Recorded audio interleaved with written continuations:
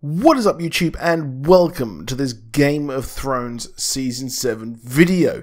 So if you're new to the channel, please do drop a like, please do subscribe, and welcome. So Game of Thrones is well underway to finishing for Season 7, which is a real shame. A lot of people have really been very critical of this season and the episodes that it contains. Well, you can see a lot of my videos, comment sections just for that alone. And a lot of people criticize the fact that it's got very fast-paced storytelling. However, I don't really see that as a bad thing, because we've had seasons or whole episodes where not that much happens and it's just a lot of talking, and I don't mind this fast-paced nature of this season, and they clearly know where they're going to go and where this episode is going to finish, so there's not much point of actually adding loads of exposition for not much reason. That's really what the books are for. So I guess if you want a season or a lot more insight into what this is about, the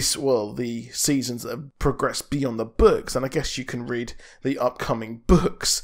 However, this is a video about what is the Song of Fire and Ice. Now, of course, a lot of people kind of don't really know that the kind of book name is A Song of Fire and Ice, or the kind of name for the whole series, whereas the first book was Game of Thrones, and then of course the show was named Game of Thrones, because the name A Song of Ice and Fire is actually the name of the collection, and it's kind of weird that they didn't actually call the show that, to be honest. I guess Game of Thrones sounds a lot cooler, to be honest, I guess, for a TV show. However, the title is very interesting and really does give us a lot of leeway for insight into what this is actually about. So the Song of Fire and Ice, I guess, makes a lot of sense. You've got the ice, which is the north, you've got the fire, which is sort of the south, you've got the Targaryens, and you've got the Starks, ice and fire there. You've even got Lyanna Stark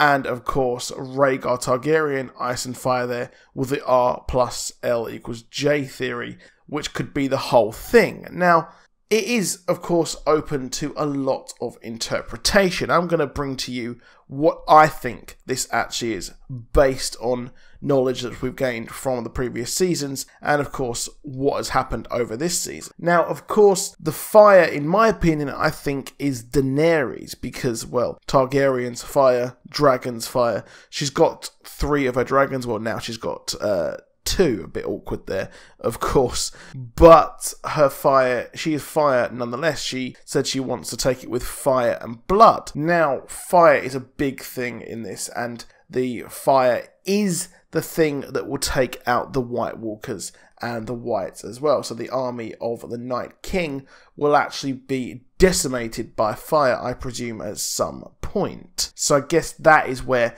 the fire actually is there. Now, there is the ice, which of course is Jon Snow. I think that is very much Jon Snow there. I mean, his name is Snow. Well, his name is obviously not Jon Snow properly, but the name given to him and what we've known him as for so long is that. And he is a northern man. He is a Night's Watch member. Technically, he went north. He has ice in his heart. He is northern all over, which is ice, of course. So that does make a lot of sense there, to be honest. And really, when we think about it, the Song of Fire and Ice is very fitting for these two, considering that they, I presume, will be the final people, the final leaders, once this is all over, and it is all about their story. So we've had the story of her coming from the other countries and taking over Westeros, and we've had Jon Snow with his legendary conquest of the North, becoming a Lord Commander, and of course the Battle of Winterfell as well. So I think that is what is going to be remembered the most. And it's important that we remember the characters in this and what and who the Song of Fire is referencing here, because what I actually think is that this is a story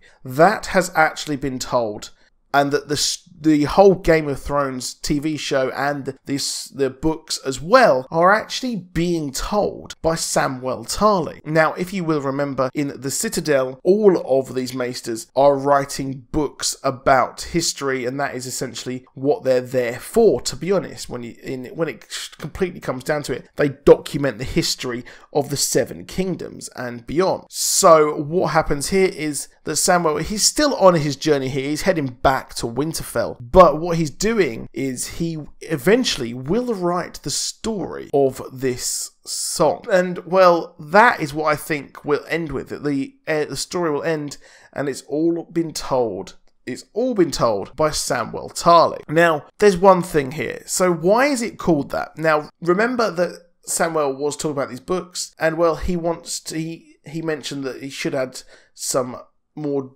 drama or romanticism to the names of these books, and not just a history of the Seven Kingdoms, which is a pretty naff name, wasn't it, to be honest. So here, I think that this is, while it will be told by Samwell, I think that the Song of Ice and Fire is actually a song, and this is the name of a song. And songs, now granted, songs in the TV show aren't really that big. In the books, they were quite big. We had the Bear and the Maiden Fair sung constantly. I think that is a running joke with fans of the books, where it's just constantly, almost like on every chapter at one point. And then we also had the Reigns of Castamere and many, many other songs. So what I expect is that this is actually a song that has been sung about all of this.